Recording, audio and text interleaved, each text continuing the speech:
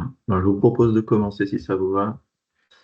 Bonjour à toutes et à tous. Bienvenue dans cette masterclass sur l'impact de la proposition Omnibus sur les stratégies de durabilité des entreprises, que j'ai le plaisir d'animer aux côtés de Delphine Leduc et de Sarah Desguin. Je me présente très rapidement. Je suis Wadi El Awad, je suis directeur du bureau de Nantais de Goodwill Management, donc cabinet spécialisé en RSE, que j'ai rejoint depuis 2017. Peut-être avant de rentrer dans le vif du sujet, je vais laisser Delphine et ensuite Sarah se présenter à leur tour. Bonjour à tous, donc Delphine Leduc. Donc pour ma part, je suis commissaire aux comptes et depuis 2 ans, je me consacre exclusivement sur les sujets de durabilité en ayant pris la direction du pôle audit et réglementaire ESG du groupe Baker Tilly. Ravie d'être avec vous aujourd'hui. Bonjour à tous, donc je suis Sarah Desguin, je suis responsable du pôle projet et métier au sein de la société Acte 21, qui est éditeur de logiciels au sein du groupe Baker Tilly, donc depuis maintenant plus de 15 ans. Acte 21 et moi aussi, nous accompagnons les entreprises et les associations dans le pilotage de leur performance durable et le reporting extra-financier. Merci beaucoup, merci Sarah, merci Delphine. Euh, Vous le savez peut-être, Goodwill et Acte 21 font partie du groupe Baker Tilly. Alors, Baker Tilly est reconnu pour son expertise en audit, aussi bien financier qu'extra-financier. Et Goodwill apporte tout simplement son expertise en conseil, RSE et mesures d'impact. Acte 21 a une autre plateforme digitale pour piloter les démarches RSE. Et c'est grâce à ces trois expertises que nous œuvrons de manière globale ou 360 à la performance de nos clients. Euh, je vous présente très rapidement et de manière assez succincte le sommaire ou le déroulé de notre masterclass aujourd'hui. Elle va se dérouler globalement en 4 temps. D'abord, Delphine nous expliquera le contexte de l'omnibus. Elle reviendra surtout sur les raisons qui ont poussé l'Union européenne à vouloir simplifier tout simplement les choses.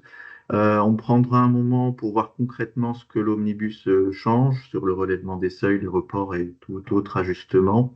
On analysera ensemble les impacts pour les entreprises et on a prévu une session de questions-réponses. On en a déjà sélectionné une dizaine que vous nous avez envoyées lors de vos inscriptions. Et bien sûr, on aura la possibilité à la fin de la session que vous posiez vos questions en direct et pouvoir y répondre. Sans plus attendre, je donne la parole à Delphine, qui veut bien commencer.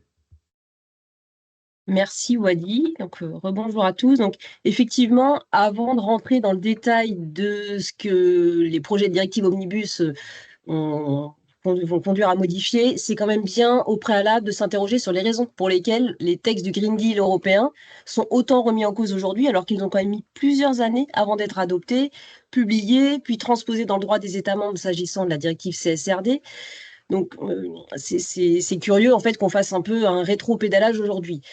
Au passage, d'ailleurs, on peut ouvrir la parenthèse et peut-être que tu peux passer juste à la slide suivante, Wadi. On peut ouvrir la parenthèse sur le fait qu'il y a 9 pays aujourd'hui qui n'ont toujours pas transposé la directive CSRD, alors qu'ils avaient jusqu'en juin 2024 pour le faire, et alors même que la Commission européenne a envoyé des lettres de mise en demeure dès le mois de septembre en leur disant qu'ils avaient 2 mois pour y répondre et mener à bien la transposition.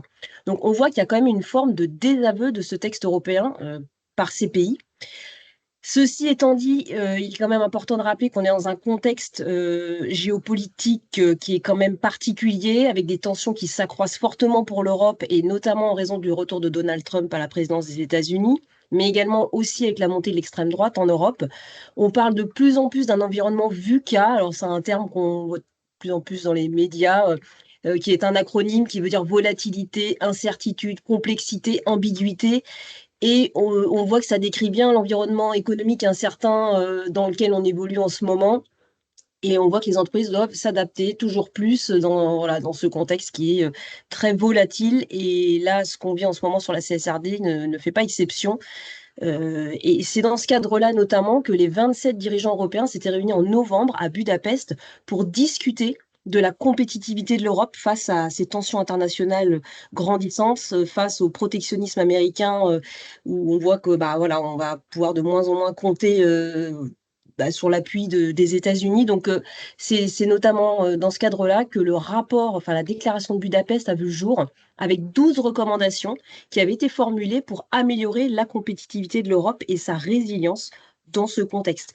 Dans ces 12 déclarations, dans ces 12 projets de simplification, c'est le 4e qui a retenu notre attention, où il est indiqué qu'il fallait que l'Europe lance une révolution en matière de simplification, qu'elle devait garantir un cadre réglementaire clair, simple, intelligent pour les entreprises, réduire drastiquement les charges administratives réglementaires, en particulier pour les PME. Et donc, parmi ces objectifs que la Commission a proposés, c'était de réduire de 25% les obligations de déclaration au premier semestre 2025 et donc d'alléger toutes ces lourdeurs administratives. Et on voit bien que ça va faire le lien avec nos textes du Green Deal qui vont être fortement impactés, car ils ont été pointés du doigt comme étant un fardeau administratif pour les entreprises. Et c'est notamment le rapport Draghi qui avait mis un peu en lumière ces contraintes qui avaient été jugées trop fortes pour les petites entreprises. Et c'est dans ce cadre-là que Omnibus a vu le jour le 26 février pour justement faire un point et alléger les charges des entreprises. On va voir dans les prochaines slides justement les 3 raisons qui ont été depuis quelques mois relayées par les médias, sur les réseaux et qui ont un petit peu jugé la CSRD comme étant complexe et lourde à appliquer. Enfin, la CSRD et d'une manière générale, les textes du Green Deal, la taxonomie, la SFDR. Pourquoi ? Parce que ces textes ont voulu vraiment appréhender tous les enjeux de durabilité à tous les niveaux stratégiques de l'entreprise et proposait beaucoup de data points, d'informations à publier. Je pense que tout le monde est bien informé maintenant de tout ça, mais c'est ça qui a été jugé lourd pour les entreprises, même si il fallait pas oublier qu'il y avait cette notion de matérialité qui devait être prise en compte et qui devait conduire à réduire justement le nombre d'informations à publier pour ne les concentrer que sur les sujets matériels. Mais néanmoins, cette lourdeur, ce nombre d'informations à publier, ces 4 dimensions de reporting pour chaque enjeu matériel, où il faut à chaque fois parler de la gouvernance, comment elle s'emparait des sujets, de la stratégie de l'entreprise, comment elle intègre les sujets de durabilité, de comment l'entreprise gère les impacts, risques, opportunités qu'elle a identifiés, quelles mesures, quelles politiques elle a mis en place, quels indicateurs. Donc voilà, tout ça, ça a été jugé comme étant pas toujours simple à appréhender. C'est en partie vrai, on va pas le nier. Il fallait clairement s'approprier les textes, mais voilà, on voit que ça ne fait pas l'unanimité aujourd'hui. Et cette analyse de double matérialité sur la chaîne de valeur, en plus des activités propres, a été également jugée contraignante par certaines entreprises, puisqu'il il fallait remonter jusqu'aux fournisseurs de ces fournisseurs pour aller identifier en quoi eux-mêmes peuvent avoir des risques et donc peuvent aussi m'impacter moi en tant qu'entreprise. Pourtant, et c'est ce qu'on vous met en bas à chaque fois, on voit que ces textes avaient vraiment vocation à identifier les liens de dépendance des entreprises et on voit à quel point il est important d'aller se renseigner des risques de sa chaîne de valeur pour voir en quoi nous-mêmes on pourrait être impactés également. Des textes jugés trop nombreux, je pense que tout le monde est d'accord pour dire qu'il y a une directive CSRD qui vient modifier 4 autres directives. On a une transposition de cette directive CSRD en droit français. On a ensuite des arrêtés, un décret qui a été publié en lien avec cette directive. On a également la SFDR, qui est un texte du Green Deal européen, le règlement taxonomie, la CS3D, la directive sur le devoir de vigilance. On a également un nombre foisonnant de guides qui a vu le jour et qui effectivement mettent en lumière le fait que les textes n'étaient peut-être pas toujours simples à appréhender pour qu'on ait eu besoin de faire autant de guides d'application pour accompagner ces textes réglementaires avec les guides d'application de l'EFRAG, le rapport du Sénat sur la CSRD. Je ne vais pas tous vous les lister, mais effectivement, beaucoup de sources et qui peuvent parfois perdre un petit peu les entreprises parce que voilà, trop d'informations et qui noie peut-être finalement l'objectif final qui doit quand même être de rester sur des sujets pertinents et qui doivent parler aux entreprises. Donc, on dit bien que pourtant, bien appréhender ces textes sont des informations pragmatiques pour les entreprises, mais voilà, un nombre trop important de textes fait qu'on ne sait plus tellement sur lesquels on peut s'appuyer. Et puis enfin, des textes qui étaient jugés sur un périmètre trop large. En effet, la CSRD avait vocation de faire réfléchir les entreprises sur leurs impacts et leurs risques liés à leurs activités propres, mais comme je l'ai dit un petit peu avant, également sur leur chaîne de valeur. Pourquoi? Parce qu'on voit à quel point on ne peut plus fonctionner sans, bien sûr, ses fournisseurs, sans ses clients, et que si on raisonne à son échelle propre, si on est auto-centré, en fait, on passe à côté des principaux sujets. On voit aujourd'hui que dans le contexte dans lequel on vit, mondial, qui est très tendu, si on a des dépendances énergétiques, des dépendances dans ces filières d'approvisionnement à des pays avec lesquels les relations peuvent se tendre, si les États-Unis remettent des droits de douane importants sur certains produits, l'impact direct sur le compte de résultat des entreprises, il est clair. Donc, on ne peut pas ne pas s'intéresser à sa chaîne de valeur. Néanmoins, ce côté d'aller chercher de la donnée dans la chaîne de valeur a été également parfois jugé comme étant trop lourd pour les entreprises. Et donc, c'est aussi ça qui a été un peu pointé du doigt, bien qu'on perçoit bien l'importance que ça peut avoir. Donc voilà, c'est un peu ça, c'est ce contexte géopolitique, c'est cette lourdeur des textes qui a conduit à la proposition d'une directive omnibus par la Commission européenne. Si on passe à la slide d'après, là, le schéma, il peut paraître un peu compliqué, mais ça traduit bien effectivement, oui, la complexité quand même des textes. C'est que la Commission européenne, depuis le Green Deal de 2019, a publié des directives, donc la directive CSRD, qui était venue remplacer la directive NFRD, la Non-Financial Reporting Directive, c'est-à-dire la directive sur le reporting extra-financier, qui avait conduit les entreprises à publier des DPEF en France, la déclaration de performance extra-financière. Donc cette directive NFRD a été abrogée par la directive CSRD, qui maintenant obligeait les entreprises à publier un rapport de durabilité, avec des seuils beaucoup plus, des seuils abaissés, un périmètre beaucoup plus large.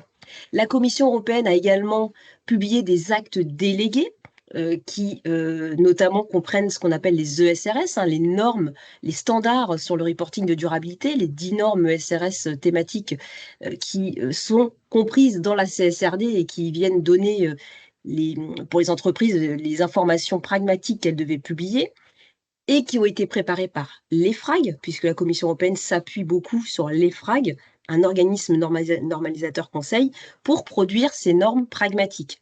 Et puis, la Commission européenne a également publié un règlement taxonomie qui fait également partie de la CSRD. La CSRD nous dit que les entreprises devront appliquer le règlement taxonomie. Et également, elle a publié un règlement SFDR à destination des acteurs financiers. C'est sûr qu'on voit que c'est beaucoup d'acronymes et on perçoit que ça, voilà, pour une PME, tous ces textes peuvent sembler complexes et ils le sont. S'ils ne sont pas bien appréhendés, ça peut un peu faire peur. Donc voilà pour quand même rappeler l'environnement réglementaire dans lequel on évolue aujourd'hui. Omnibus arrive, donc à ce stade, on est bien d'accord, et ça, je pense que ça a été relayé énormément, on est bien à un stade de projet de directive, donc à l'heure où on se parle, c'est encore la directive CSRD qui s'applique, et lorsque ça a été transposé dans le droit des États membres, les transpositions dans le droit des États membres qui s'appliquent, mais on voit bien qu'on se dirige vers 2 projets de directive via Omnibus, qui se décompose en une directive qui s'appelle Stop the Clock, donc en gros arrêt du chronomètre, où dans un délai très court, la Commission européenne, après consultation du Parlement européen et du Conseil européen, va normalement sortir un texte pour dire, pour l'instant, dans l'attente de la refonte des textes, on stoppe l'application de la directive CSRD pour les vagues 2 et 3. On va rappeler tout à l'heure ce que sont les vagues 2 et 3, mais c'est celles qui n'ont pas encore publié leur rapport de durabilité. On en reporte de 2 ans l'application de ces textes. Et puis, on a une directive qu'on appelle Content, une directive contenu, qui, elle, va mettre beaucoup plus de temps à voir le jour, puisqu'elle vise à refondre, à simplifier les textes, à revoir les normes SRS, à alléger le nombre de data points, on va voir après, mais là, on va être sur une directive qui va demander beaucoup plus de travail de fond pour revoir un peu l'architecture des textes. On voit à droite que vous avez vu, il y a un certain nombre de textes qui vont être modifiés par cette directive Omnibus. La directive CSRD, bien entendu, la directive sur le devoir de vigilance, la CSDDD, qui elle-même est décalée, la directive comptable, qui était modifiée à l'époque par la directive CSRD, la directive audit, les normes pour les PME, les normes volontaires pour les PME qui vont être revues aussi, puisqu'elles vont s'appliquer à un nombre plus large d'entreprises, les normes ESRS et le règlement taxonomie. Donc on voit que cette directive, ces projets de directive Omnibus vont modifier d'autres textes, d'autres directives, mais également des règlements, des actes délégués. Donc voilà, on voit quand même que toutes ces articulations sont quand même assez complexes et vont demander un petit peu de temps. On vous a mis en bas de la slide, parce que j'anticipe la question, et comme ça circule beaucoup sur les réseaux, que le Sénat a proposé un report de 4 ans à la place des 2 ans. On ne va pas forcément beaucoup s'attarder sur ce sujet-là, parce qu'à ce stade, de toute façon, ce ne sont que des propositions. Ça doit être soumis à la commission mixte paritaire. Ce qui est un peu curieux, c'est qu'on voit bien que c'est contraire aujourd'hui à ce que propose la Commission européenne. Donc, on est contraire au droit européen. Donc voilà, au-delà de l'effet d'annonce, aujourd'hui, bon, c'est assez curieux d'aller au-delà des 2 ans qui sont proposés par la Commission européenne. La France ne peut pas être moins disante que la Commission européenne. Donc, affaire à suivre, mais pour l'instant, on n'a pas beaucoup plus d'éléments sur cette proposition. Si on fait un point quand même si je pense que beaucoup d'entre vous ont vu énormément déjà de choses qui sont sorties sur les réseaux, mais si on rappelle quand même les grandes lignes de ce que va impacter Omnibus, on a des fondamentaux qui sont préservés et on avait un peu peur, notamment au niveau de la double matérialité, qui est quand même juste le nerf de la guerre et qui, CSRD ou pas CSRD, est juste essentiel pour toutes les entreprises, quelle que soit leur taille. Ça, heureusement, ce concept est préservé, c'est-à-dire qu'on va toujours demander aux entreprises d'analyser les impacts de leurs activités et de celles de leur chaîne de valeur et les risques auxquels elles sont exposées, que ce soit les risques liés au changement climatique, à la pollution, les risques qui sont liés aux 10 thèmes des normes ESRS. Donc ça, heureusement, c'est conservé et on voit bien à quel point, de toute façon, c'était essentiel. Les normes, les 12 normes ESRS qu'on connaît et qui ont fait l'objet de quelques critiques par rapport au nombre de data points et d'informations publiées, elles, sur le fond, elles seront conservées. Néanmoins, il est prévu de revoir le nombre de data points pour se focaliser sur les data points plutôt quantitatifs. Encore une fois, on parle au conditionnel, parce que c'est ce qui est ressorti pour l'instant des grandes lignes de la directive Omnibus. Donc, on devrait avoir un nombre de data points allégé, des data points qualitatifs qui devraient être fortement réduits pour éviter certaines redondances qu'on a effectivement pu constater, parfois des formulations qui sont pas toujours simples à appréhender, on va quand même pas se mentir. Donc, le but, ce sera de les rendre peut-être plus compréhensibles et de mettre plutôt l'accent sur le quantitatif. La LSMI, la listed, en fait, c'était le référentiel pour les sociétés cotées, qui de toute façon n'était pas encore officiellement publié, va être de facto supprimé puisque les petites PME cotées ne seront plus dans le champ d'application de la CSRD si Omnibus est validé en l'état. La VSMI, c'est le référentiel volontaire pour les PME. Lui, il va au contraire être retravaillé parce qu'il va avoir vocation à s'appliquer à beaucoup plus d'entreprises, étant donné qu'on va voir après les seuils qui seront rehaussés. Et donc, lui, il va être revu pour pouvoir être plus cohérent avec des entreprises de taille plus importante que ce qui était prévu à l'origine. Et puis, les normes sectorielles qu'on attendait, qui avaient déjà été reportées de 2 ans, eh bien, elles, à ce jour, elles sont purement et simplement supprimées et ne verront pas le jour. Elles avaient vocation à renforcer en fait les nombres d'informations à publier pour les entreprises les plus qui avaient le plus d'impact sur l'environnement. Il y avait le secteur gaz, le secteur transport, qui étaient notamment concernés. Eh bien, pour l'instant, ces normes sont purement et simplement supprimées. L'audit, on avait une assurance limitée dans un premier temps, mais qui devait passer sur une assurance raisonnable, qui est celle qu'on a pour les comptes. Pareil, on ne parle plus d'assurance raisonnable pour limiter le coût pour les entreprises et rester sur un niveau de diligence un petit peu inférieur à l'assurance raisonnable. Et pour l'instant, on restera sur une assurance limitée. Concernant le balisage électronique, alors lui, il est toujours d'actualité, mais pour l'instant, de toute façon, il n'était pas publié et le format n'est toujours pas obligatoire tant que la taxonomie numérique ne sera pas adoptée. Donc là, pas énormément d'évolution. Donc voilà pour ce qui est préservé. Et ensuite, on a tout ce qui va changer. Et bien là, on a le relèvement des seuils qui n'a échappé à personne, où on était sur des seuils à 250 salariés, 50 millions de chiffre d'affaires et 25 millions de total bilan, ou 60 millions et 30 millions pour les groupes. C'était 2 des 3 seuils qui devaient être dépassés pour être dans le scope. Et bien là, on va aller sur des seuils qui sont rehaussés à 1000 salariés.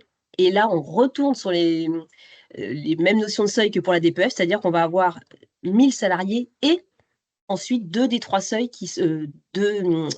un des 2 seuils, qui doivent être dépassés en termes de total bilan ou de chiffre d'affaires. Donc là, ce sont des critères cumulatifs. Et on voit que quand on commence à être sur des groupes de 1000 salariés, eh bien, on exclut un nombre très significatif de sociétés qui étaient entre 250 et 1000 salariés.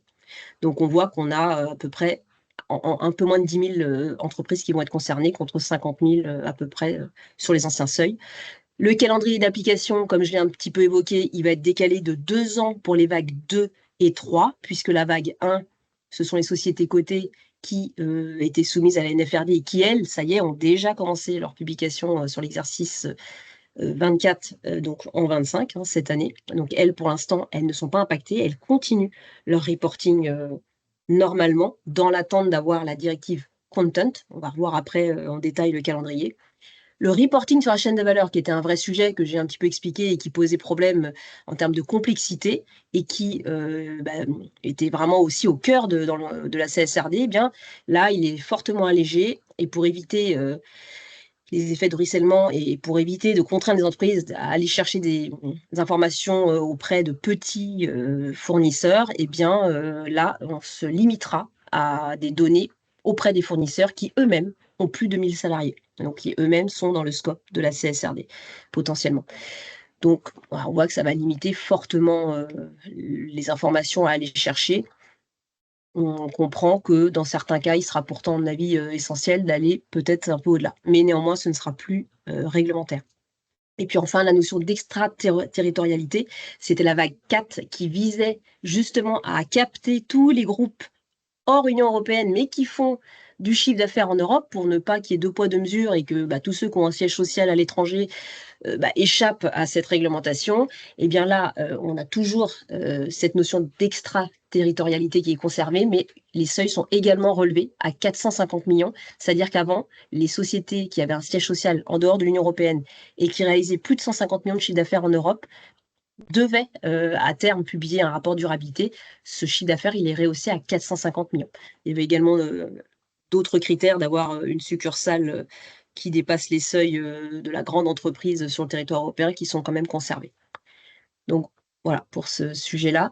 La taxonomie, pareil, la taxonomie, elle va avoir connaître un rehaussement des seuils. Donc là, on n'est pas sur les mêmes seuils que la CSRD. On aurait pu imaginer que ça aurait suivi les seuils de la CSRD, sauf que là, la Commission européenne a proposé un seuil encore plus important en termes de chiffre d'affaires. Et donc, on serait à 450 millions de chiffre d'affaires. C'est-à-dire que les 1000 salariés seraient identiques à ceux de la CSRD. Et par contre, le chiffre d'affaires ne serait pas de 50, mais de 450.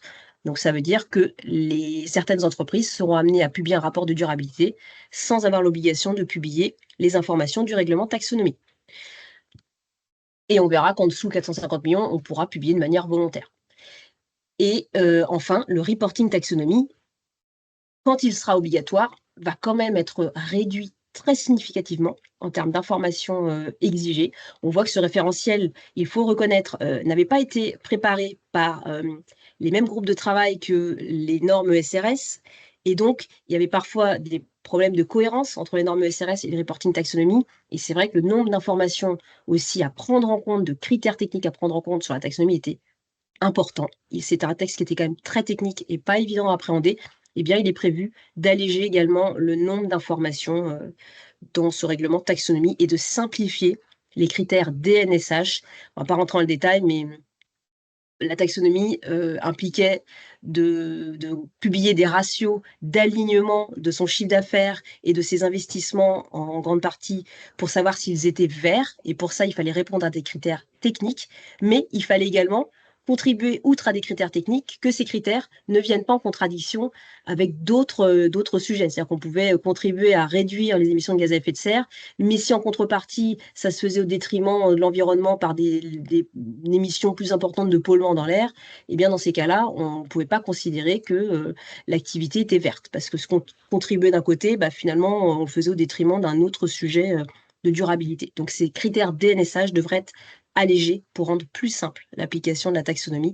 Et vous voyez en dessous, on vous a mis également des seuils, c'est-à-dire qu'au départ, il n'y avait pas de seuil, c'est-à-dire une activité aussi petite était-elle dans un groupe, devait être analysée de la même manière qu'une activité principale. Et bien là, on vous dit que les activités qui représentent moins de 10% du chiffre d'affaires total pourraient ne pas être passées au scope au crible de la taxonomie. Donc, on voit aussi un allègement important de cette réglementation au-delà du relèvement des seuils.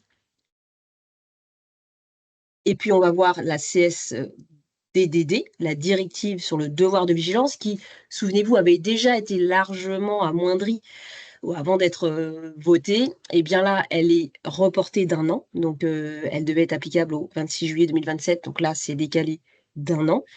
La CSDDD, son principal point, c'était justement de prendre en compte l'impact des activités de l'entreprise dans sa chaîne de valeur, l'impact sur les droits humains, sur l'environnement, et on devait bien sûr prendre en compte toute sa chaîne de valeur. Là, elle est quand même fortement réduite, hein, et là on peut même dire qu'elle perd presque de son sens, hein, cette directive, puisqu'on vous dit que seuls les fournisseurs de rang 1, donc ça veut dire finalement mon fournisseur direct, eh bien, devra faire l'objet d'une analyse approfondie. Donc si on a un intermédiaire européen et puis en amont des fournisseurs en Asie, en Amérique du Sud, eh bien finalement on pourra s'arrêter au rang 1 et de plus de 500 salariés, des fournisseurs de plus de 500 salariés. Donc, on voit que ce qui faisait tout le fondement de cette CSDD est un peu vidé de sa substance.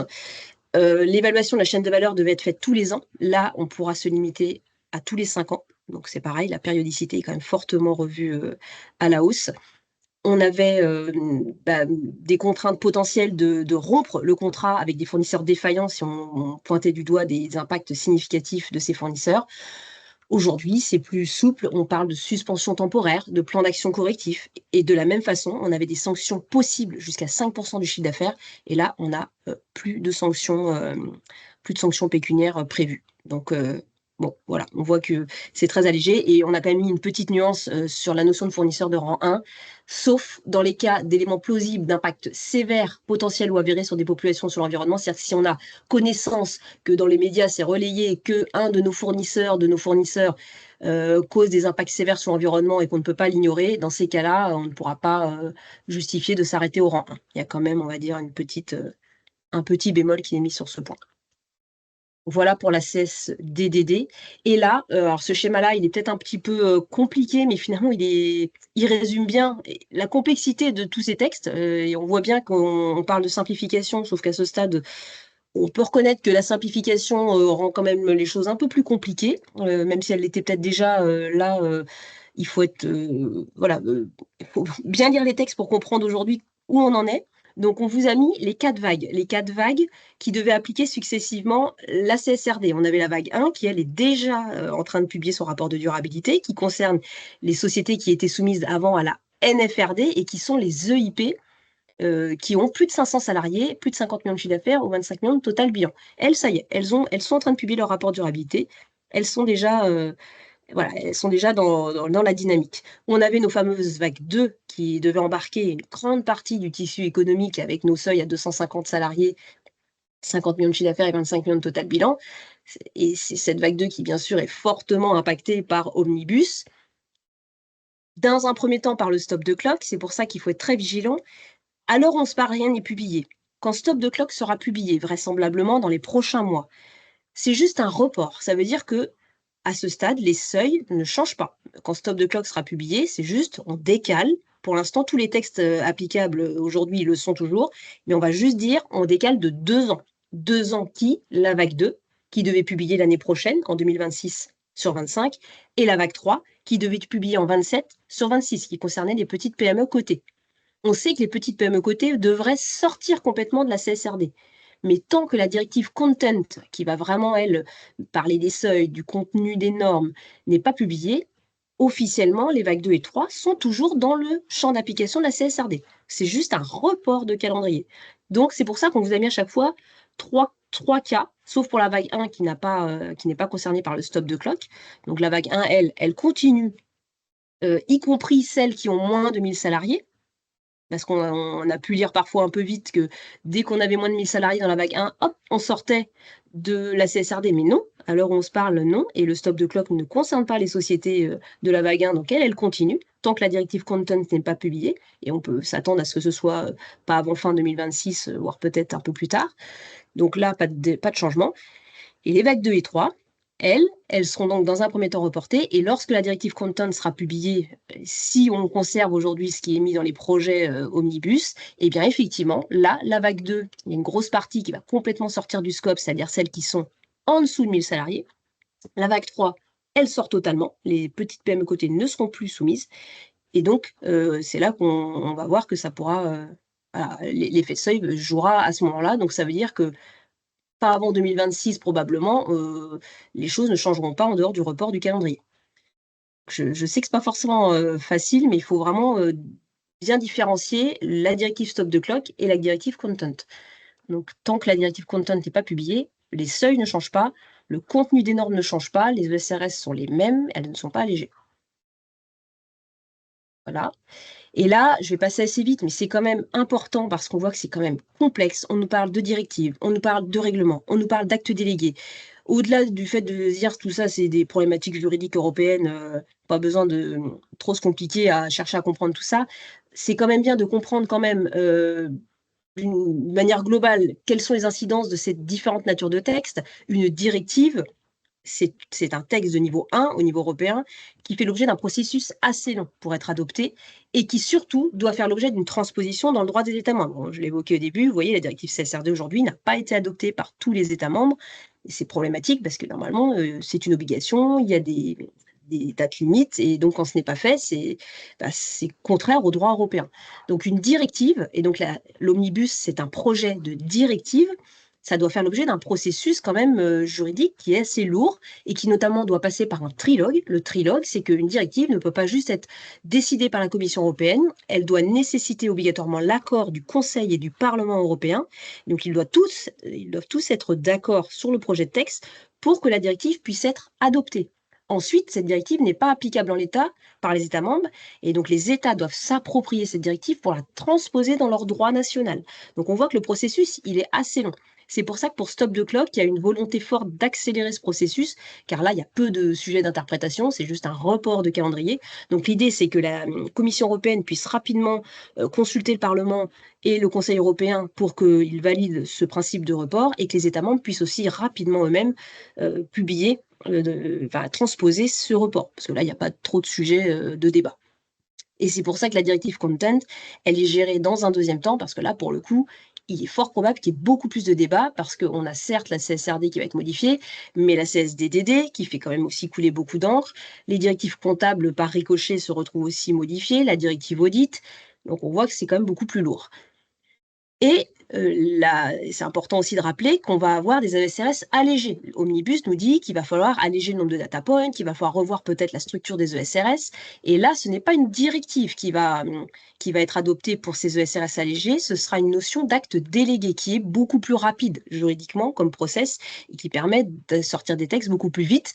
Mais par contre, les États membres n'ont pas leur mot à dire. C'est-à-dire qu'il n'y a pas de notion de transposition, c'est directement applicable par les États membres. Donc, c'est un process certes plus rapide, mais qui, quelque part, il y a moins de débats, on va dire, et il y a moins d'échanges, et du coup, ça s'impose aux États en l'état. Donc, il y a simplement un droit d'opposition des co-législateurs, du Conseil et du Parlement européen quand même, mais le process est quand même plus simple. Et c'est quand même pratique parce que ça permet aussi d'être plus réactif, parce qu'on va avoir quand même besoin assez rapidement de ces ESRS allégés pour que les entreprises puissent y voir plus clair.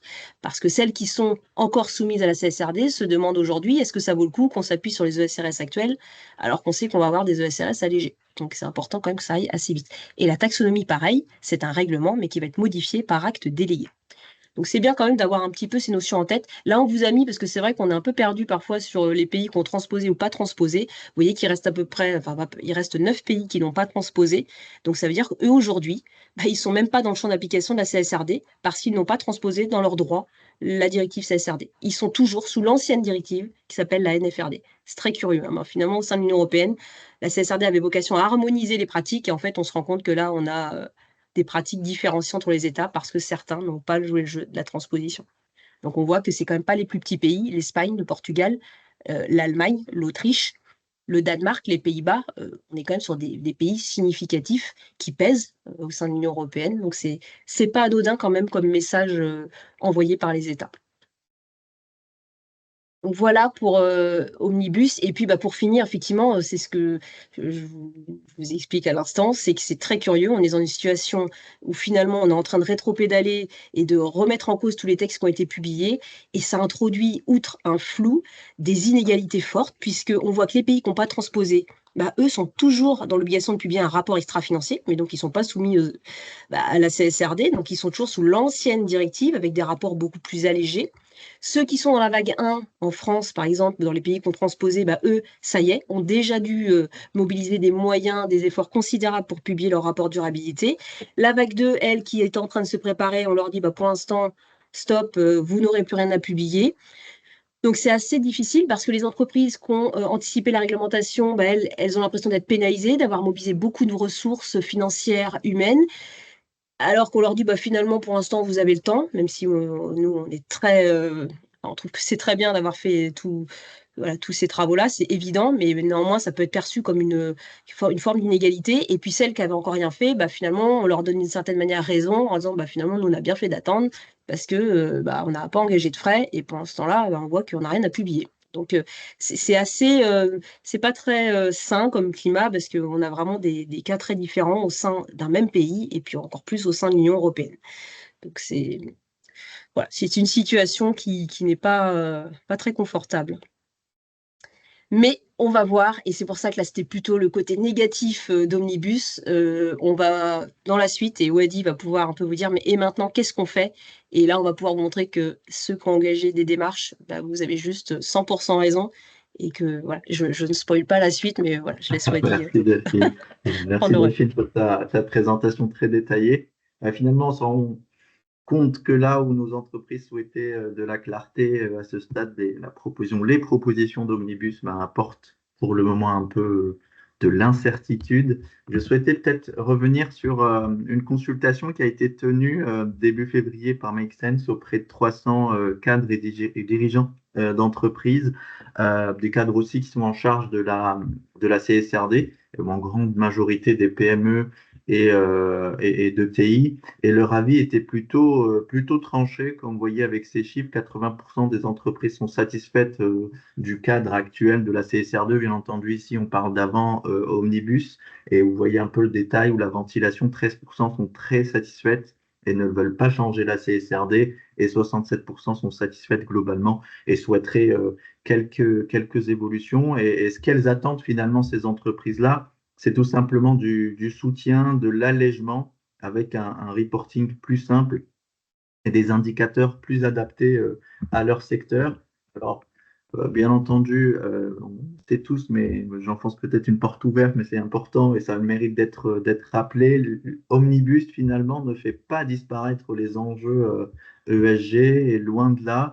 On va être tout le temps et en continu confronté à des problématiques liées à l'égalité femmes-hommes, à la prise en compte des impacts sociaux et environnementaux dans la chaîne de valeur, même si potentiellement Omnibus va changer tout ça dans la chaîne de valeur, et tout ça reste essentiel. Et la législation ne va pas remettre en cause tout ça.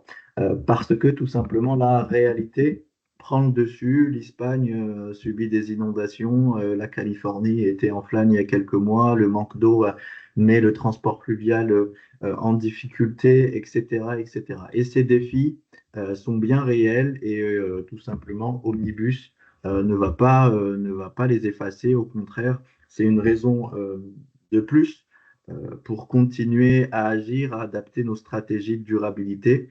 Donc, les textes vont s'alléger, c'est sûr, mais les enjeux restent. Et ce n'est pas parce qu'on simplifie la réglementation que on espère que les défis vont disparaître avec eux. Et nos clients, tout simplement aujourd'hui, estiment que les travaux menés à ce stade sont quand même très importants, notamment les travaux menés à ce stade sur la double matérialité qui ont été très structurants pour leur démarche RSE. Et on pense sincèrement qu'aucune entreprise ne va perdre en compétitivité quand elle gagne en clarté, notamment sur ces zéros, hein, ce qu'on a travaillé beaucoup avec les entreprises sur les impacts, les risques et les opportunités. Et on a accompagné plusieurs clients dans des secteurs vraiment diversifiés comme le BTP, le pharmaceutique ou l'industrie pharmaceutique, l'agro, l'agri. Vous avez des exemples sur votre écran et c'est toujours le même constat. L'exercice de double matérialité a toujours été utile pour identifier des enjeux spécifiques. Ça permet de mieux comprendre ses dépendances, son empreinte, son impact, pour mieux anticiper, pour mieux s'adapter et forcément mieux performer demain. Comme peut-être je l'ai dit en introduction, vous avez eu la possibilité de poser de manière anticipée vos questions lors de votre inscription à cette masterclass et nous en avons sélectionné une dizaine de questions un peu opérationnelles qu'on vous propose d'y répondre avec Delphine et Sarah. Je vais commencer peut-être avec Delphine, si je ne me trompe pas. On a une question. Donc, je suis une entreprise de plus de 1000 salariés de la vague 2. Selon toi, qu'est-ce qu'on doit faire? Merci Wally. Bon, c'est une question un peu facile, mais c'est celle qu'on a régulièrement de la part de nos clients que l'on accompagne, qui étaient prêts, là, qui étaient dans les starting blocks, enfin, en tout cas qui essayaient d'être le mieux préparés possible pour 2025, pour publication 26 sur l'exercice 25, et qui viennent d'apprendre que finalement, ouf, quelque part, ils ont 2 ans de plus pour publier. C'est en gros, qu'est-ce qu'on fait? Est-ce qu'on met en stand-by? Est-ce qu'on se revoit? On se dit rendez-vous dans 2 ans? Bon, je blague, mais c'est quand même qu'est-ce qu'on fait? Est-ce qu'on garde cette même dynamique? Est-ce qu'on garde le même rythme? Alors qu'en fait, l'année prochaine, on n'aura officiellement rien à publier. Donc là, bon, bien sûr que la réponse, elle est très simple, c'est que bien sûr qu'il faut garder la dynamique, mais en effet, moi je le prends plutôt comme une bonne nouvelle, parce qu'il faut voir les choses positivement, c'est que au lieu de passer beaucoup de temps, et c'était ce qu'on était quand même en train de commencer à faire, à rédiger le rapport durabilité qui est quand même, ne nous le cachons pas, lourd en termes de formalisme, parce que les data points auraient dû après faire l'objet d'un tagging, on est quand même obligé de les prendre presque ligne à ligne, même si on peut les présenter de manière plus agréable, il faut quand même appréhender ligne à ligne les data points pour s'assurer qu'ils sont applicables ou non applicables. Donc, il y avait un travail de forme et de rédaction du rapport qui était très lourd. Donc là, nous, la bonne nouvelle, c'est leur dire, finalement, ce formalisme, on n'aura pas à le faire là dans les 2 prochaines années.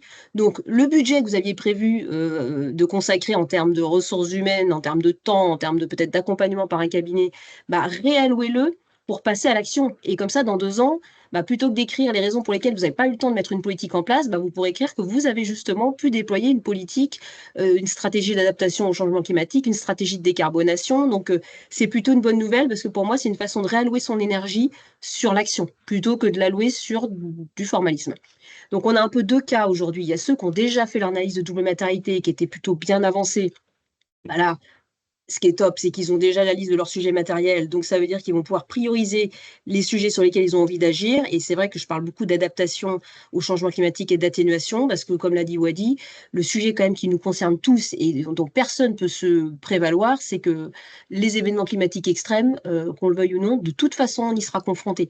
Et quand on voit qu'en France, on a déjà des zones qui ne sont plus assurables, on ne parle même pas des États-Unis ou des pays fortement impactés depuis des années, même en France, on a déjà des zones qui ne sont plus assurables. Donc ça, c'est juste du très concret. Donc la valeur des actifs, aujourd'hui, elle est impactée par tous ces sujets climatiques. Donc même l'impact sur l'audit financier, il est réel. On ne peut pas dire, d'un côté, c'est bon, je suis tranquille sur la partie ESG pendant 2 ans. Non, parce qu'on voit déjà que ça a des gros impacts sur mes valorisations d'actifs. Donc si j'ai réalisé mon analyse de matérialité, je continue, sauf que je me focalise sur l'action plutôt que sur la rédaction. Moi, c'est un peu comme ça que je vois les choses. Et si à l'inverse, j'étais pas trop en avance, j'étais plutôt en mode, bon, on va attendre de voir ce que font les autres, et moi, je démarrais un petit peu plus tard. Bon, voilà, c'était pas toujours facile. Et puis, il y a des entreprises, clairement, pour qui c'était compliqué de mobiliser de la ressource ou du temps. Enfin, donc, faut pas, voilà, les situations sont toutes différentes. Donc là, c'est de se dire, tant mieux, vous avez 2 ans de plus pour vous emparer des sujets qui sont importants pour vous.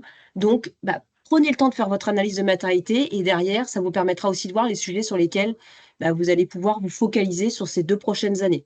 On sait que le bilan carbone, enfin le bilan d'émissions de gaz à effet de serre est souvent une première étape incontournable.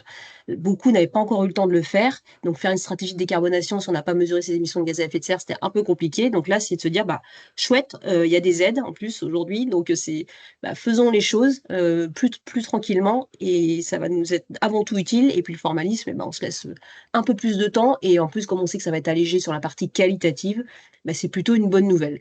Donc en gros, on continue et on garde cette dynamique, mais justement de façon plus sereine. Je trouve que c'est plutôt de ce point de vue-là une très bonne nouvelle. Merci beaucoup, Delphine. Alors, Et puis, à deuxième. l'inverse, ouais, on a les entreprises qui sont plus soumises, mais qui avaient démarré l'analyse de matérialité. Donc là, c'est à toi, Monique, que je pose la question, parce que moi, j'avais la question, je suis encore dedans, donc il y avait moins de questions à se poser, mais si je suis passée en dessous des seuils, bon, Alors, quelle réaction? effectivement, si je ne suis plus soumis et j'ai démarré l'analyse de double matérialité, notre recommandation, c'est tout simplement d'aller jusqu'au bout, de terminer cet exercice de double matérialité, parce que ça permet de, à minima, gérer un certain nombre de risques et contribuer à la résilience d'un point de vue purement stratégique ou même opportuniste pour l'entreprise. Je vais passer les slides. Vous verrez, quelques exemples d'analyse de double matérialité ou leur visualisation graphique qu'on a pu faire pour certains clients. Chaque matrice correspond globalement à un pilier. Là, c'est le E pour l'environnement, le S pour le social et le G pour la gouvernance, et qui reprend globalement les sous-thèmes ou thématiques des ESRS. On pense que ce serait vraiment dommage de s'arrêter ou d'arrêter les travaux en cours sur la double matérialité parce que ça apporte énormément d'informations et ça permet surtout de se concentrer sur les enjeux importants ou les plus pertinents pour l'entreprise en suivant une méthodologie qui est aujourd'hui reconnue au niveau de l'Union européenne. C'est même un élément incontournable aujourd'hui dans la CSRD. Et si ça a été conservé et maintenu tel quel, c'est que ça a forcément un poids. D'autant plus, peut-être une information qui me paraît aussi importante, c'est qu'une majorité des entreprises que nous accompagnons et qui sortent du scope du fait, qui sortiraient potentiellement du scope, je parle au conditionnel puisque c'est une proposition de loi, euh, et qui sortent du scope, ben, la CSRD, en tout cas ces entreprises-là, d'un point de vue de la CSRD, ont souhaité continuer et terminer leur exercice de double matérialité. On vous recommande de faire pareil. Bon, pour vous donner quelques exemples très concrets sur ce qui peut être comme travaux de substitution, si je sors du scope, comme ce qui a été proposé par Delphine, ben, je ne suis plus concerné par la CSRD, je peux structurer davantage ma démarche RSE si elle n'est pas déjà faite. Je peux suivre le référentiel volontaire VSME, on va y revenir dans un instant, d'un point de vue un petit peu plus détaillé. Je peux réallouer du budget, comme a proposé Delphine, sur des thématiques peut-être un petit peu plus spécifiques, du carbone, du déchet, des achats responsables, ou peut-être sur un projet de certification et de labellisation.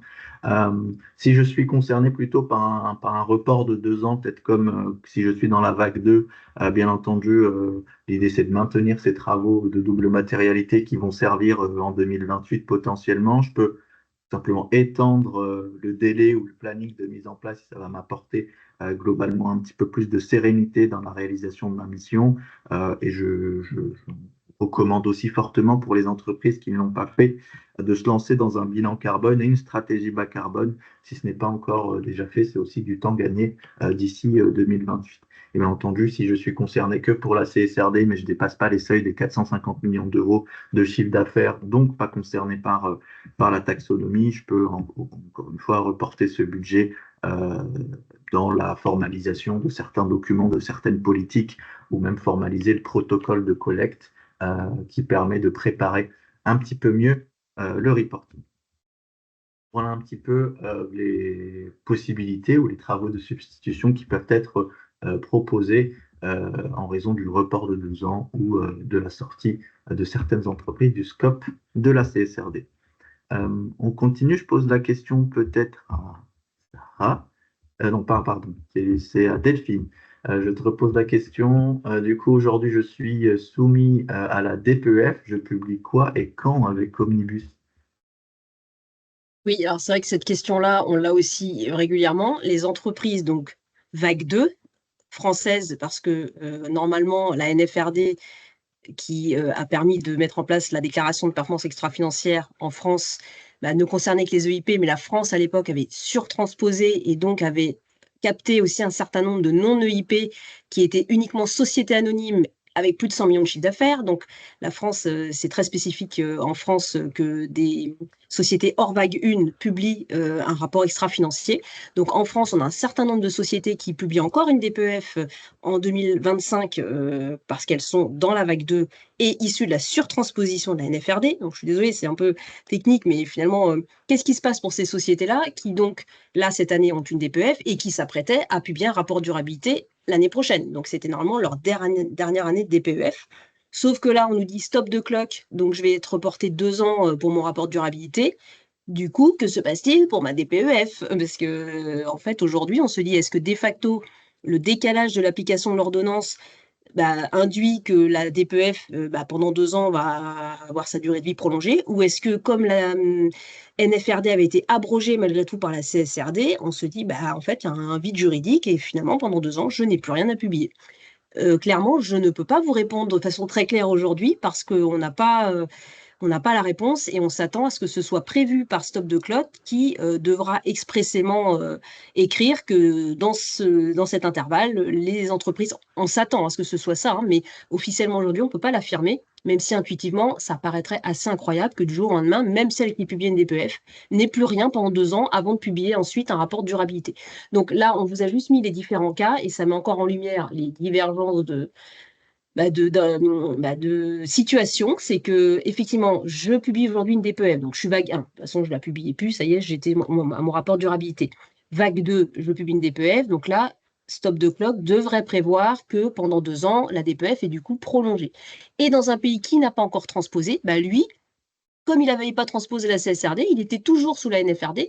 Donc, lui, de toute façon, qui aurait dû être dans la vague 1, l'entreprise qui aurait dû être dans la vague 1, qui a été soumise à la NFRD, elle publie toujours aujourd'hui, devrait toujours publier un rapport extra-financier et pas un rapport de durabilité. Donc, vous voyez un peu les divergences de situations qu'on peut avoir entre États membres ou au sein d'un même pays. Mais donc, aujourd'hui, ce qu'on dit à nos clients, et je pense que là-dessus, on n'a eu que des retours favorables, c'est que ne stoppons surtout pas, surtout pour celles qui seront de toute façon soumises après.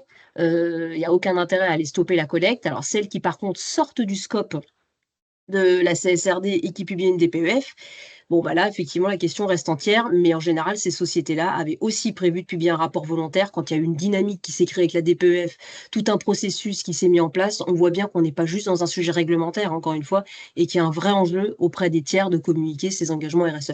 Donc, dans tous les cas, la bonne pratique, c'est on reste sur la même dynamique.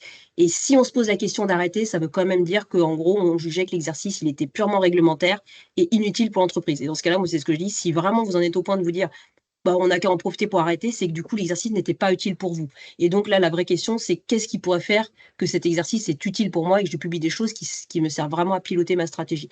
Donc finalement, la question, elle est presque autre que purement réglementaire. Mais si on devait quand même dire les conséquences aujourd'hui, en fait, on attend Stop the Clock. Voilà. Et donc, question suivante. Oui, là, on a juste remis le... Si... Voilà. Que se passe-t-il? Si on n'a plus de CSRD. On est à la 4. J'ai un petit souci, excuse-moi, je remonte. Voilà, j'ai ma question pour Sarah, excuse-moi. Si la CSRD est reportée de 2 ans, est-ce que je repousse la mise en place de mon outil? Alors, ma réponse ne va pas vous surprendre. C'est non, conservons aussi la dynamique engagée. Alors, pour plusieurs raisons que tu as dit, Wadi, que Delphine a expliqué, tout n'est pas joué en termes de décision. Il y avait déjà des choses existantes en amont. Vous aviez des questionnaires ESG qui vont rester aussi, ces questions-là. Mais vous avez tous, la crainte, elle est normale de travailler pour rien, car il y a une incertitude sur le contenu de la CSRD dans les prochains mois. Ce qu'il faut rappeler quand même, c'est que l'esprit de la CSRD, c'était pas vous faire remplir 1200 data points la première année en étant vraiment devant tout renseigner. L'esprit, c'était d'engager une démarche stratégique pour l'entreprise, de rapporter sur sa stratégie, ses politiques, ses actions, ses objectifs de durabilité. Et les data points étaient là pour venir compléter ces informations progressivement. Avoir un reporting de qualité comparable surtout, mais c'était une construction dans le temps. C'était clairement dit, et on le sait de toute façon dans tous les reportings qui sont faits, il faut minimum 2-3 ans pour atteindre quand même un peu de disponibilité de la donnée. Donc, si vous pensez mise en place d'un outil, le contenu, attention, c'est pas c'est pas le point non plus le plus clé. Ces indicateurs, ils vont changer, ils évolueront dans le temps, les normes vont évoluer, c'est normal, et ça, tous les outils vont gérer normalement. Par contre, la mise en place d'un outil, ça va soulever des questions qui vont être plutôt liées à la gouvernance de la donnée et à la conduite de changement. Donc, on va se poser des questions sur l'organisation, comment je remonte la donnée, qui la valide, qui la contrôle, jusqu'à quel niveau je descends pour avoir cette information, des questions de disponibilité aussi, hein, qui détient la donnée, est-ce que je peux la calculer, est-ce que j'aurai un jour cette donnée, à quel horizon, de fiabilité. Bien sûr, est-ce que je communique sur une donnée, je ne suis pas sûre de sa source, que cette information soit complète et précise. Donc, il y a tout un enjeu quand vous allez mettre en place un outil de sensibilisation aux enjeux du reporting, implication de vos parties prenantes, souvent plus internes, et puis d'avoir une appropriation de cette démarche.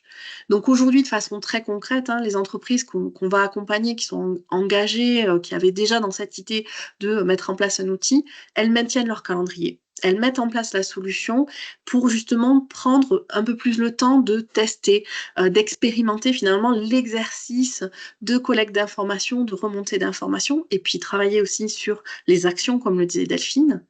Et sur le contenu, le choix qui a été fait, comme on parle d'une simplification, c'est de se concentrer sur les MDR. Donc, ça va être vraiment le minimum des informations qui sont demandées par la CSRD, qui sont vos politiques, vos actions, ressources et vos objectifs. Et donc, vous aider à travailler finalement sur votre feuille de route.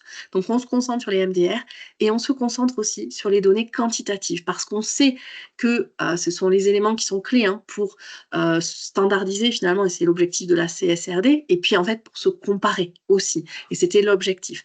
Donc on sait que ces données quantitatives qui étaient moins importantes, hein, c'était un tiers des data points, vont certainement perdurer, et de toute façon elles ont un enjeu fort pour une entreprise. Bien sûr, on se concentre sur ces données quantitatives dans ces enjeux matériels, et aussi qui sont aujourd'hui disponibles et qui étaient déjà suivis. Donc les entreprises ont pris ce pas, MDR quantitatif et données disponibles déjà suivies. Donc notre constat, c'est vraiment que on était dans l'urgence. Beaucoup d'entreprises n'étaient pas prêtes pour une solution logicielle. Elles sont parties dans cette urgence. Elles ont perdu le sens aussi de la démarche en se focalisant sur de la collecte.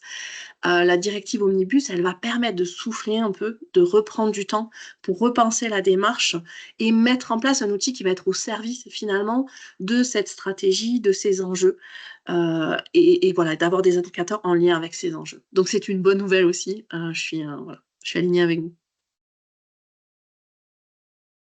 Merci beaucoup, Sarah. On continue avec une question qui m'est adressée. Et alors, plus de CSRD, on laisse tomber la RSE. On l'a vu dans les questions et les réponses, dans les précédentes questions et réponses. Donc, même si la CSRD sera fortement simplifiée, les entreprises ont la volonté de continuer de développer leur stratégie de durabilité.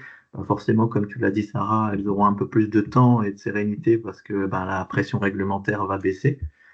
Mais il y a effectivement plein d'autres pressions qui va continuer de s'accroître. Ça viendra du donneur d'ordre qui demande déjà un peu moins de 80% pour leurs fournisseurs des éléments RSE. Et ce chiffre de BPI continue d'augmenter. Il y a 82% pour les PME, plus de 90% pour les ETI. Donc c'est un vrai sujet.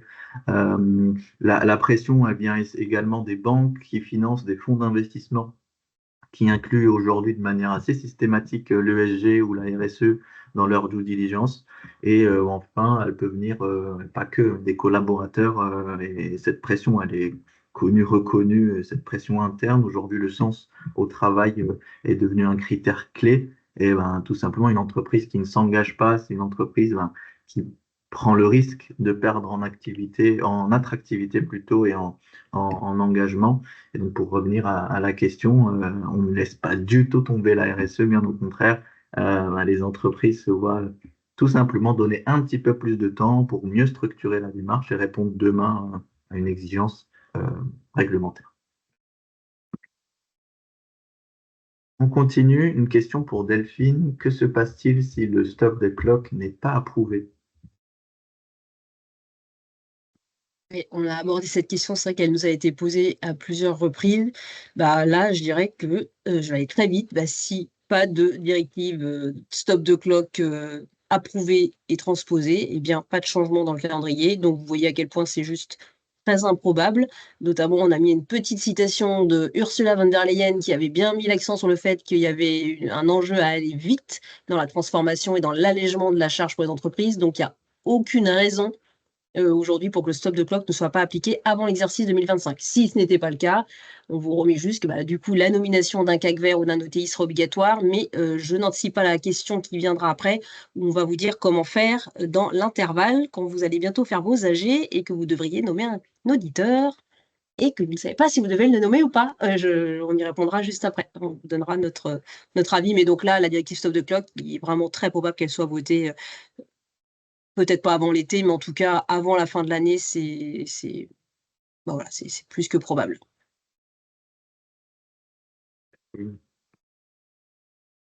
Et je me pose une question et je vais y répondre si ça vous va. En attendant les modifications des ESRS, qu'est-ce qu'on fait?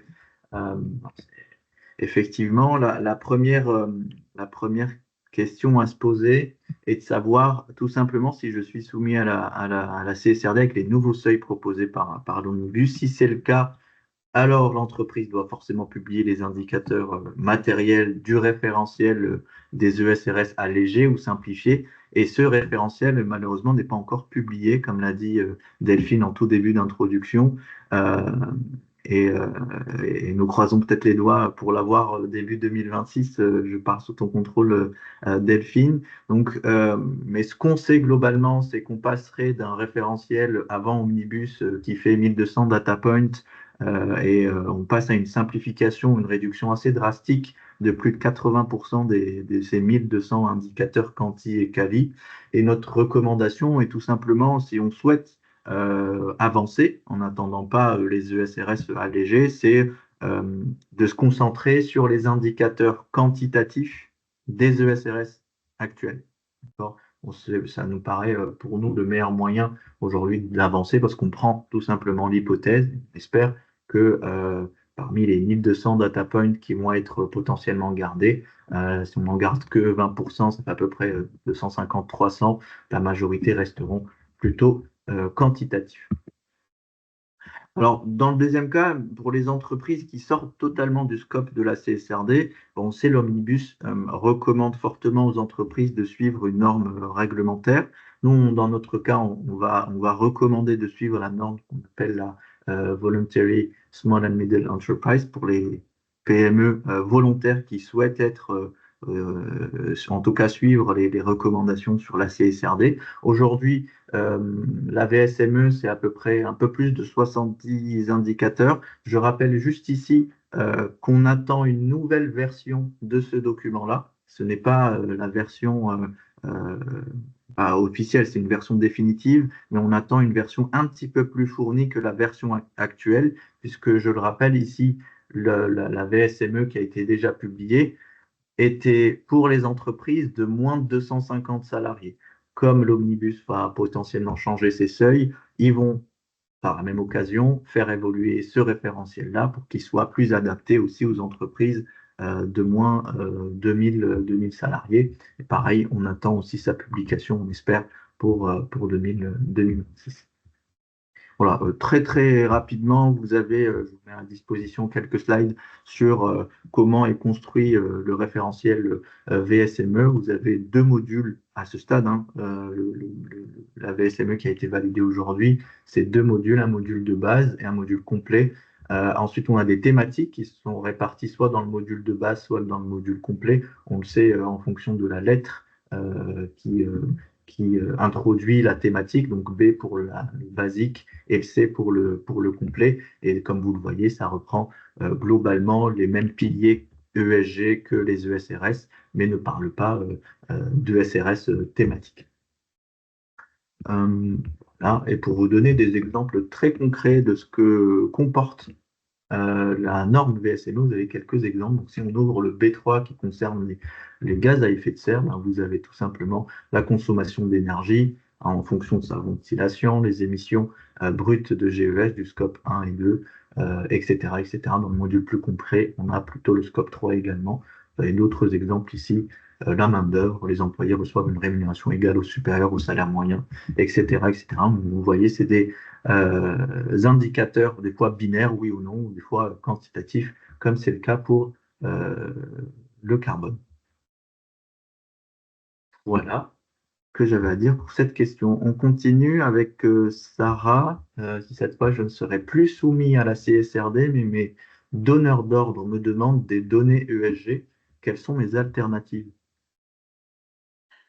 En effet, vous y avez pas mal répondu aussi, mais on le sait aujourd'hui, et vous l'avez tous vécu dans les entreprises, on va recevoir des questionnaires ESG de nos banques, de nos investisseurs, des questionnaires d'ONG, des questions qui peuvent être liées aussi aux consommateurs, aux clients. Vous avez vos donneurs d'ordre qui vont être soumis à la CSRD ou qui étaient soumis à d'autres réglementations et qui vont vous questionner.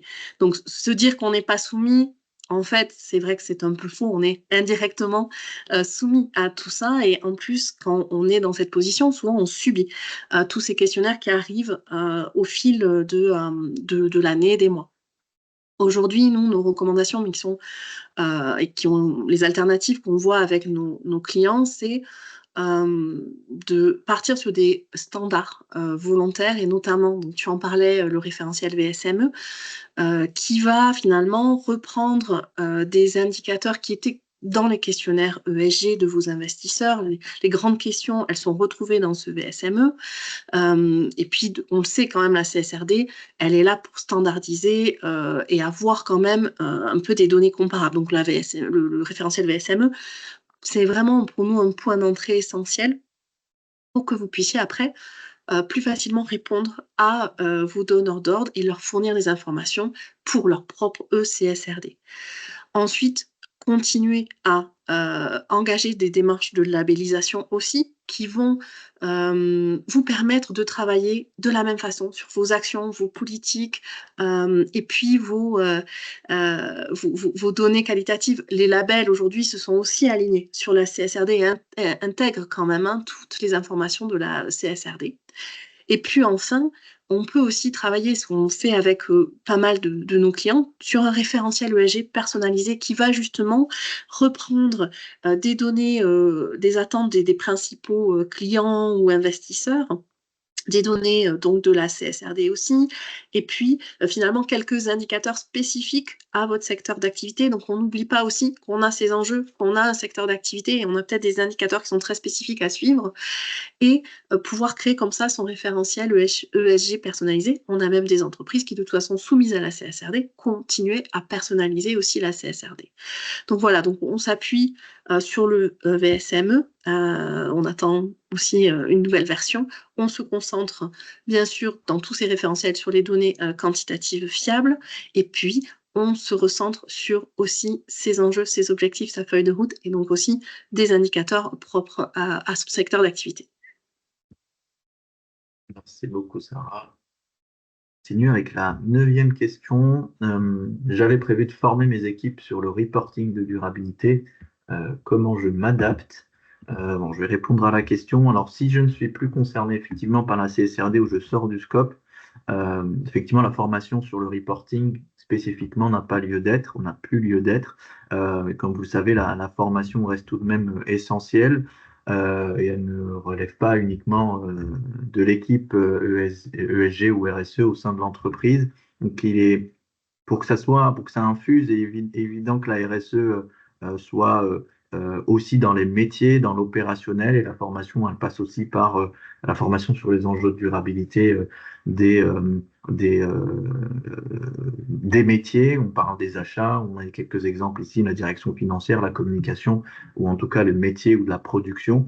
Moi, je dirais en fonction de la maturité de l'entreprise, il ne faut pas du tout généraliser. Ma recommandation est potentiellement de remplacer cette formation sur le reporting par potentiellement une sensibilisation un petit peu plus large, ou pourquoi pas axer la formation sur du reporting carbone pour aider l'entreprise, si elle n'a pas fait son premier bilan carbone, par exemple, de voir comment on facilite la collecte, par exemple, et on en profite pour sensibiliser sur les enjeux climatiques, par exemple. On continue, j'ai l'avant-dernière question, je la pose à Delphine. Je suis soumise à la CSRD en 2026 sur 2025, donc la vague 2. Dois-je nommer un auditeur de durabilité? Merci Wadi. Alors, en effet, alors juste pour rappel, je vais aller vite, puis c'est vrai qu'il y avait déjà plusieurs options pour nommer son éditeur. Soit vous le nommiez pour 3 exercices, si vous ne vouliez pas tout de suite partir sur 6 exercices, soit vous le nommiez directement pour 6 exercices et après, de toute façon, ça devenait la règle, soit vous le nommiez, si c'était votre commissaire aux comptes déjà en place, sur la durée restante à courir de son mandat.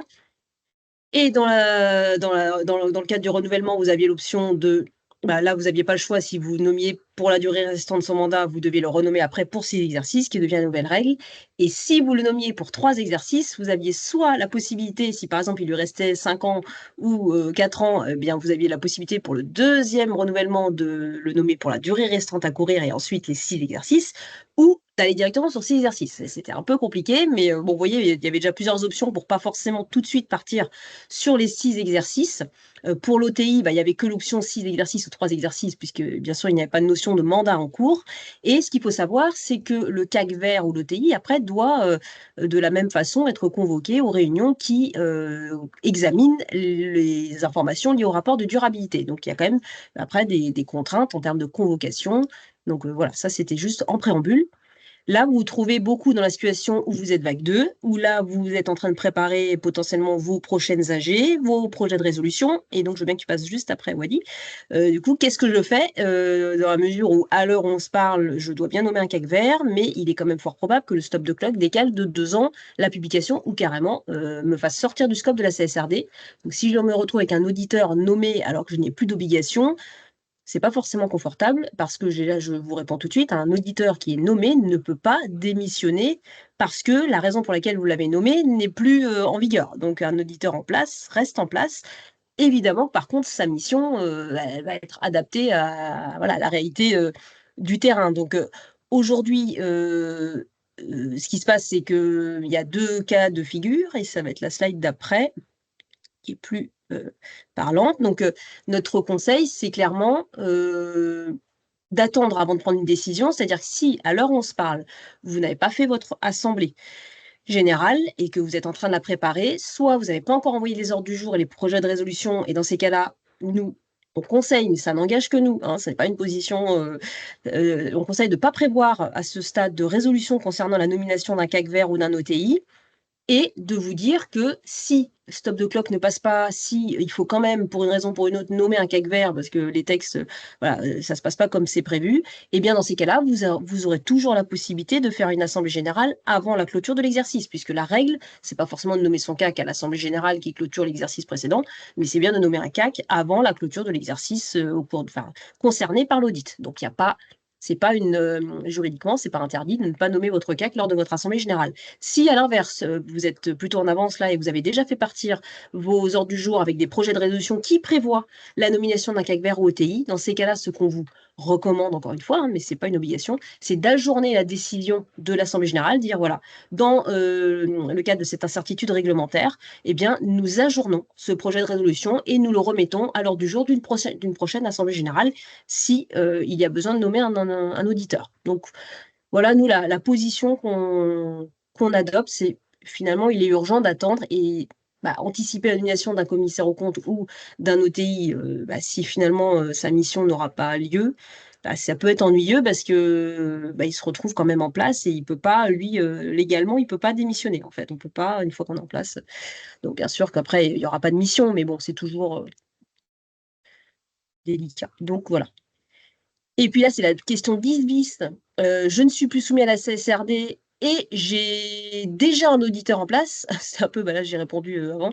Si par exemple je suis vague 1 et que je sors de la vague 1 parce que je suis en dessous des 1000 salariés, eh bien là c'est ce que je vous disais, la mission court jusqu'à la fin du mandat. Alors sauf sauf si, bien sûr, il y a un texte qui nous dit le contraire, hein. C'est-à-dire qu'il n'est pas interdit que les textes en droit français prévoient que, justement, à titre exceptionnel, ça, c'est pas totalement exclu, hein, mais en tout cas, à l'heure où on se parle, on ne peut pas démissionner voilà, parce que notre mission ne prend fin, hein. Par exemple, quand on a des comptes consolidés et qu'on a un co-commissaire aux comptes et qu'on n'est plus obligé de publier des comptes consolidés, le co-commissaire aux comptes reste en place jusqu'à la fin de son mandat.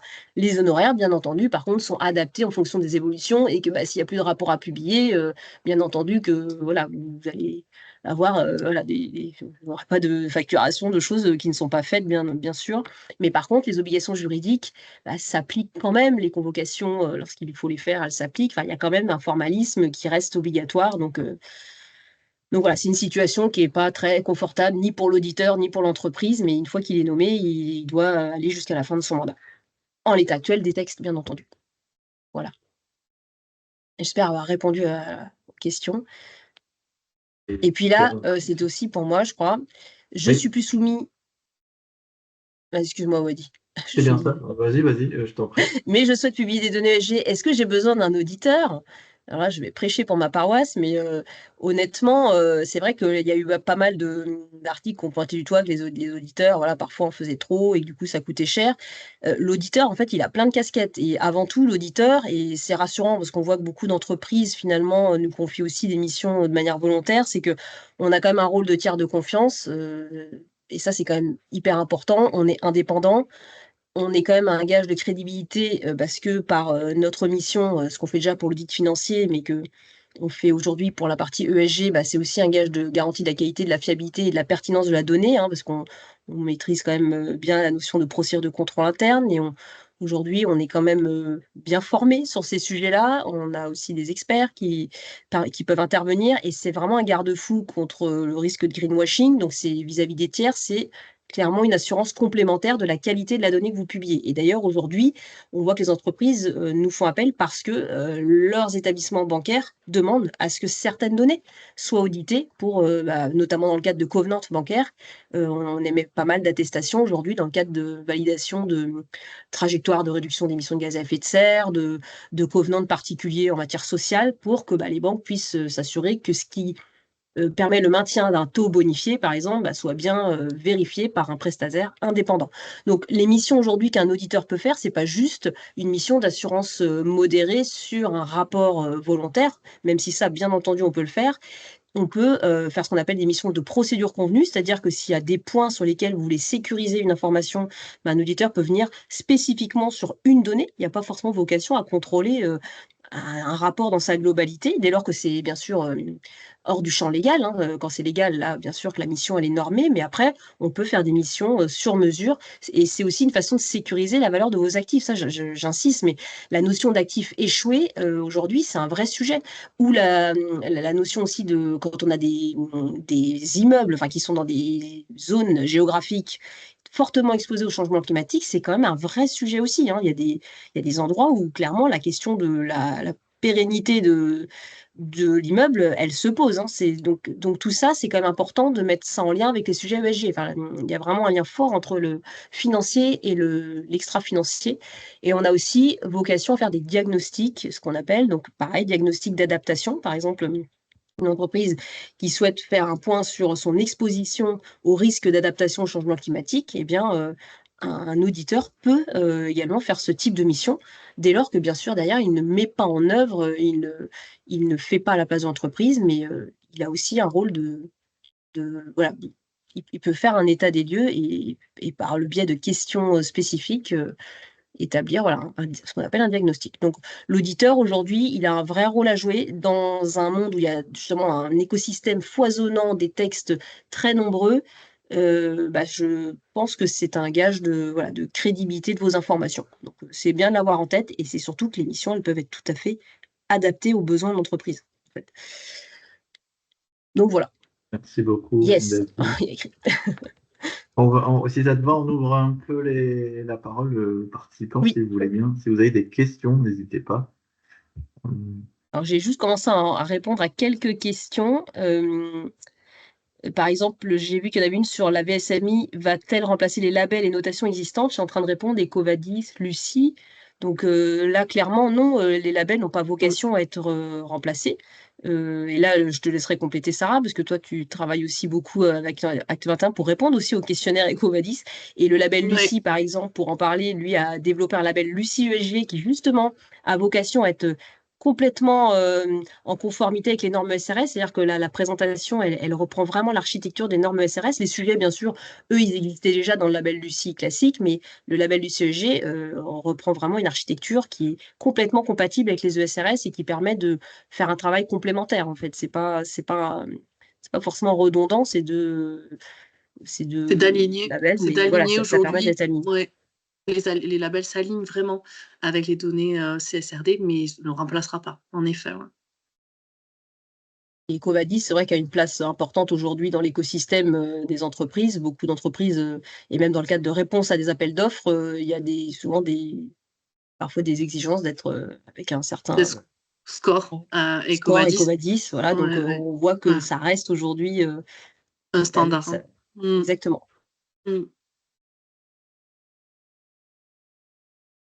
Alors, qu'est-ce qu'on a comme question? Peut-être émis, parce que moi c'est en tout petit. Question, quelqu'un qui a levé la main. Je sais pas si... Alors, on regarde un petit peu les questions. Bonjour, le bilan carbone reste-t-il obligatoire?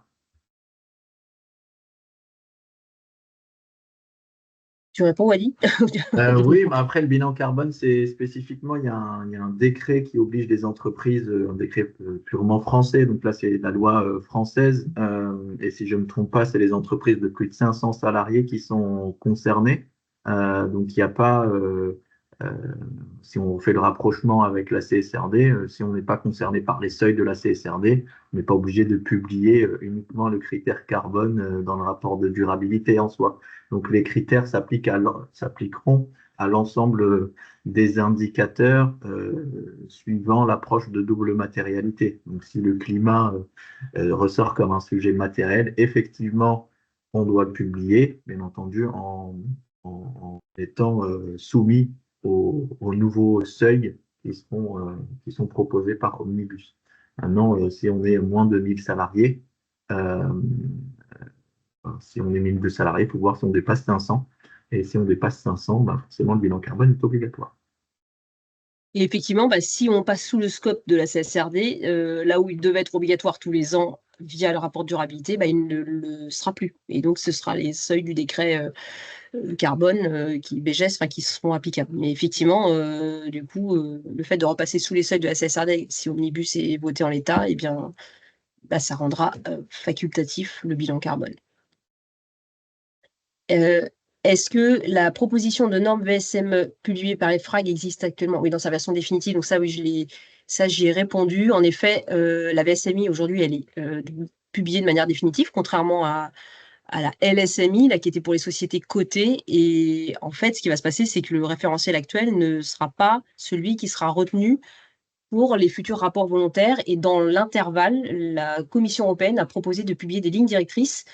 Plutôt que de s'appuyer sur le VSME actuel, elle préfère publier des lignes directrices qui seront reprises dans dans la future proposition de normes, mais comme elle ne sera probablement pas publiée avant fin 2026, c'est pour que les entreprises puissent entre-temps, alors les lignes directrices, je ne sais pas quand qu'elles seront publiées, mais c'est pour qu'elles puissent entre-temps avoir quand même des éléments plus concrets sur ce que contiendra la future VSME. Et il y a une question justement sur la VSME, Delphine et Wadi, sur est-ce que je dois faire une analyse de double matérialité si je suis sur le référentiel VSME? Bah, Sur la VSME à l'heure actuelle, comme avec les 70 indicateurs et un module de base et un module complet, l'exercice de double matérialité n'est pas du tout obligatoire. De base, c'est une norme volontaire, donc euh, l'analyse de la matérialité et leur justification par les IRO n'est pas du tout obligatoire. Donc après, tout ce qui va être intégré dans la future version demain un petit peu plus contraignante, un petit peu plus fournie, ça reste, à mon sens, de la pure spéculation. Alors, je ne sais pas si tu as un avis, Delphine, là-dessus, mais je ne sais pas si l'exercice de double matérialité sera aussi proposé de manière volontaire? Je ne sais pas du tout. Bah, moi, je pense qu'il sera justement, ça fait partie d'une des faiblesses de la VSME qui était à destination des petites structures, enfin en dessous de 250. Là, vu qu'elle va concerner des plus grandes, il y a fort à parier que ce soit un peu plus remis. Alors, est-ce que ce sera sous la même forme que les SRS aujourd'hui? Peut-être pas. Mais déjà, ce qu'il faut nuancer, c'est que la VSME, effectivement, n'impose pas la double maternité. Mais finalement, quand on lit entre les lignes, à plusieurs moments, on parle de notions d'enjeux matériels, on parle d'impact, on parle de risque. Donc finalement, quand on lit entre les lignes, on parle bien de double maternité, sauf qu'on ne le dit pas de manière aussi explicite et qu'on n'impose pas d'écrire la procédure de mise en œuvre de la double maternité, mais on voit difficilement l'intérêt qu'il y aurait à publier des informations qui ne sont pas pertinentes pour l'entreprise. Donc en fait, la double maternité, ça devrait presque être du bon sens et justement quelque chose d'incontournable avant de publier des informations pour éviter de tomber sur des listes à la Prévert de données qualitatives ou quantitatives qui seraient sur des sujets finalement n'ont pas de peu sens. pertinents. Donc moi je trouve que en gros ils ont voulu alléger le formalisme, mais on parle quand même bien de matériel, d'impact, de risque. Et ben quand on parle d'impact, de risque et de sujet matériel, pour moi en fait c'est la double matérialité. Mais effectivement c'est pas présenté du tout avec cette même force obligatoire que dans les ESRS. Mais la double matérialité ça devrait même pas être une question en fait. C'est vraiment dans l'intérêt de l'entreprise de le faire. Après, je voyais une autre question sur, effectivement, j'ai commencé à y répondre sur le fait que quand on a une entreprise qui publie, par exemple, si on a une entreprise qui dépasse les seuils en France, mais qui est détenue par une autre entreprise de l'Union européenne et qui fait un rapport qui intègre cette société française, par exemple. Donc oui, du coup, ça exempte la société française de publier un rapport de durabilité dès lors qu'elle est incluse dans un ensemble plus grand et que ces données sont consolidées dans une autre structure, et notamment, qui plus est, si elle est européenne. Dans ces cas-là, ça justifie l'exemption au niveau français. Donc, de toute façon, c'est même la règle, en fait, c'est que normalement, on doit être consolidé dans la mer ultime européenne. Et il n'y a que quand on est société cotée qu'on n'avait pas le droit d'être exempté, qu'il fallait bien publier à son niveau propre. Mais sinon, la règle, c'est que c'est des données conso qui doivent être publiées au niveau européen. Et que si on est dans un ensemble plus grand non européen, il faut que les règles, par contre, qui soient appliquées soient celles de l'EFRAG. En fait, c'était ça, normalement, la règle.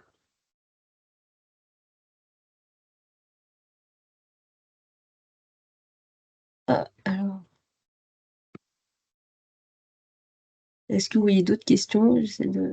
Existe-t-il des aides financières pour les PME qui feraient la VSME ou qui lanceraient des actions RSE?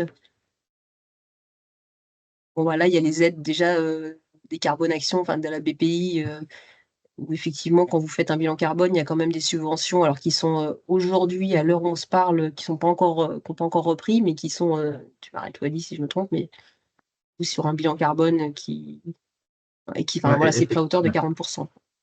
Effectivement. Alors, les aides à ce stade ne sont plus d'actualité. On attend encore la reprise des aides par BPI, a priori pour le deuxième trimestre 2005. Mais pour le moment, c'est pas, les dossiers ne sont pas acceptés. Mais sinon, il n'y a pas Donc, d'aide non. particulière en dehors de subventions, de prise en charge de formation dans le cadre des OPCO, mais sinon, il n'y a pas de subvention particulière ou d'incitation fiscale. Non, ça, c'était déjà le parti qui avait pris les gouvernements de ne pas mettre d'incitation fiscale sur les démarches RSE. Ça viendra peut-être, mais pour l'instant, il n'y a pas spécialement d'incitation, si ce n'est que l'incitation, ça doit être que le fait de mettre en place une démarche RSE, c'est un vrai facteur différenciant et c'est une vraie anticipation de l'avenir. Pour une page blanche d'une entreprise n'ayant jamais commencé sa réflexion sur la RSE, au-delà de son chiffre d'affaires et du nombre de salariés, par quoi doit-elle commencer pour commencer sa démarche? Une analyse de double matérialité. Exactement. Oui, si elle n'est pas soumise à la CSRD, peut-être pas forcément une analyse de double matérialité telle qu'elle est prévue dans la CSRD, peut-être d'une manière un petit peu plus simplifiée, mais effectivement, ça me paraît l'étape la plus importante.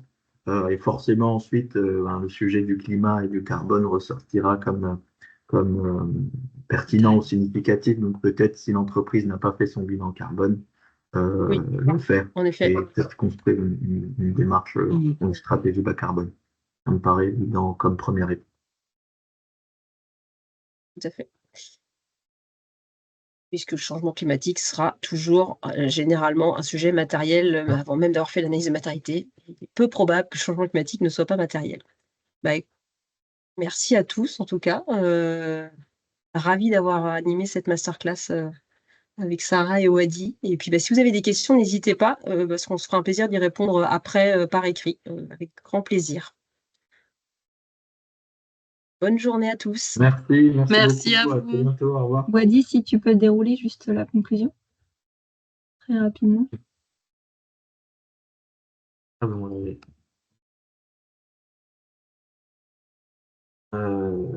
Oui, on n'avait pas conclu quand même. Mais en gros, si on doit retenir 3 messages pour ceux qui sont encore là, les dés ne sont pas jetés. Donc, on voit qu'aujourd'hui, le processus, il est encore long. Donc, il ne faut surtout pas arrêter la dynamique pour reprendre ce qu'on a pu dire.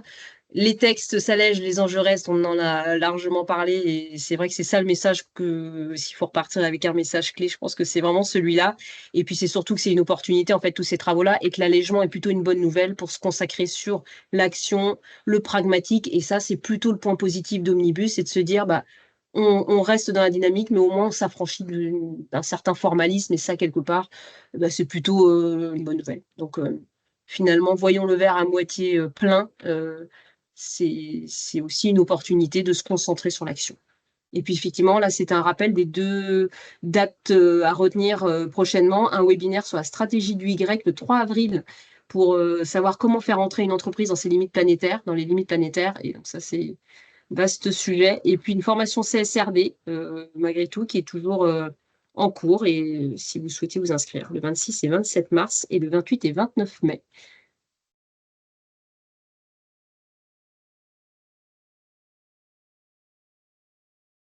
Bonne Merci journée à beaucoup. Merci tous. beaucoup. Merci Merci à à tous. Au revoir. tous. Très bonne journée.